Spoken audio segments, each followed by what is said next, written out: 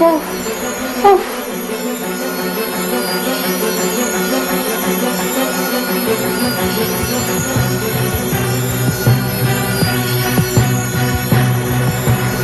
Ikaw yung sapatos ni Kikoy. Ibig sabihin nandito si Kikoy. Nililigtas niya ako.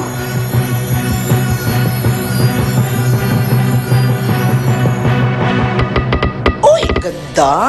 Ano yan? Saan mo nakuha yan? Mukhang galing sa matinding gera tong Killer's Hill mo eh. Nandito si Tads. Sisay! Bilis!